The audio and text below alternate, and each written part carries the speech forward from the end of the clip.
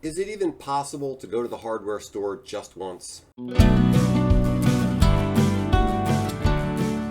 Hi folks, my name is Greg Crable and this is my podcast, Something I Learned Yesterday, where I take an issue often from the world of publishing and explain it in 3 or 4 minutes. Just recently I released the August issue of the Crable Letter, and I want to talk about one of the articles here today. If you're curious about the Crable Letter, go to my website, crablegroup.com, and go to the Crable Letter tab. You'll see the current and all past issues right there. You can sign up for the email version with the sign up form, or if you want to get it in paper, send me an email with your name, address, and title, and I can put you on the list. So this one's called From the Operations Desk, How to Make Project Timeline Estimates More Accurate. We're all bad at estimating the time, the cost, and the risks associated with a task. We usually overestimate the benefits and underestimate how long it's going to take. The problem increases with the complexity of the project. This is called the planning fallacy. Now, I want to just give a couple of illustrations from my own life about how this sort of thing happens. If someone were to ask me how long does it take me to mow the lawn, for me it's between 45 minutes to an hour depending on how high the grass is and whether I have to go get gasoline.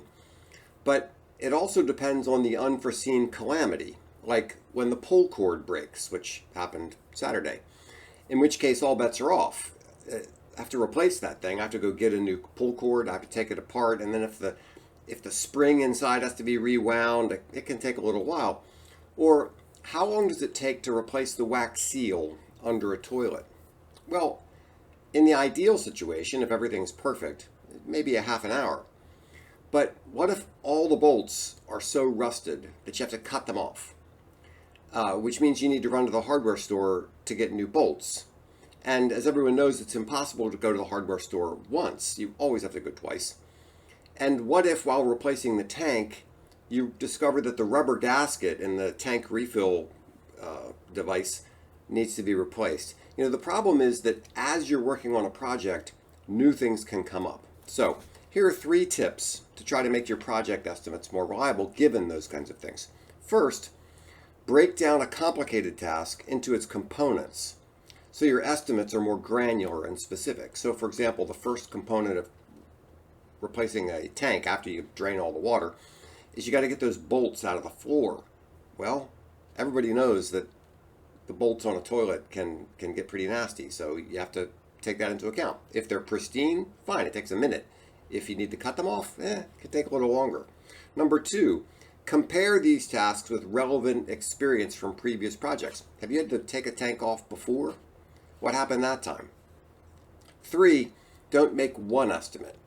Give a pessimistic, a realistic, and an optimistic estimate for each task and explain why each one might occur. So for example, if I'm trying to estimate how long it's going to take to replace this wax gasket underneath the toilet bowl, I could say, well, it depends on what shape the bolts are in. So anyway, those are some ideas. As you're trying to make an estimate for a project, break it down into pieces, compare it with your previous experience, think of all the goofy things that could go wrong, and make a pessimistic, an optimistic, and a realistic estimate. So that's my thought for today. I hope it was helpful. If there's some way I can help you with your business, please give me a call. You'll see my contact information on the next page. Thanks.